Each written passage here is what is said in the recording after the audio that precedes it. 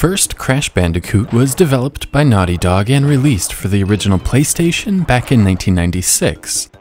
The title was a huge success, helping launch the PlayStation brand into the mainstream, as well as spawning many Crash sequels and spin-offs for the years that followed. Until just recently, I hadn't spent any serious time on any of the Crash Bandicoot games, but I knew I wanted to experience the series, and what better way to begin than with the game that started it all.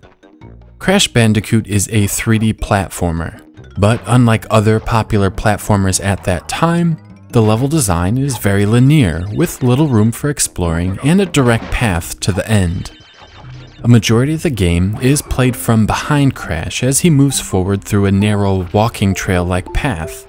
It feels sort of like playing a side-scrolling game if it was rotated 90 degrees away from you.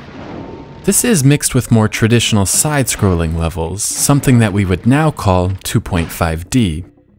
Both level styles blend together cohesively and play to the strengths of the limited 3D power of the original PlayStation. As a result, the game is actually very beautiful, and despite being an early PS1 game, Crash Bandicoot has aged rather nicely. The gameplay is straightforward. You have a single spin attack, you can jump, and that is all. The spin attack is executed well, and you can start a spin and then inch forward into an enemy to dispatch them. Some enemies require jumping on them first, then spin attacking them. Pretty basic stuff. Crash Bandicoot dies in one hit, but you can build a life bar of sorts by smashing the Aku Aku crates. If you have the statue hovering behind you, he will take the hit instead of Crash. These crates are to Crash what rings are to Sonic the Hedgehog. You want to break them all open and collect the goodies inside. Usually this is simple Wumpa fruit, but there are also plenty of extra lives. Lastly, there are TNT crates that explode after 3 seconds.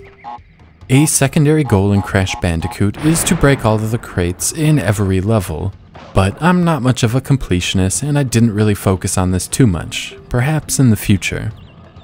The most annoying items are the Tawna icons. Some levels have 3 Tawna icons, and upon collecting all 3, you are taken to a bonus area. The end of this bonus area is the only location in Crash Bandicoot that you can actually save your progress. This is a pretty bizarre way to implement a saving system, to say the least. The levels themselves are incredibly challenging. They are littered with pits that will kill the Bandicoot immediately. Despite the game being generous with extra lives, I had no trouble reaching multiple game over screens. Still, everything feels fair. With enough practice and persistence, you will figure out the nuances of the levels and reach the completion. The challenge means there's a great sense of accomplishment as you make your way through this game. The levels are well thought out and seem to take the limitations of the D-pad into account. Most jumps are directly in front of you or directly to your side, without any diagonals needed. Crash is a bit on the clumsy side though, and I felt his momentum carried him a bit too far, making precise movements tough at times. It's something you can get used to, but while learning the game, the controls did cost me quite a few lives. From what I understand, they were tightened up a bit in the sequels, but we'll cross that bridge when we get there.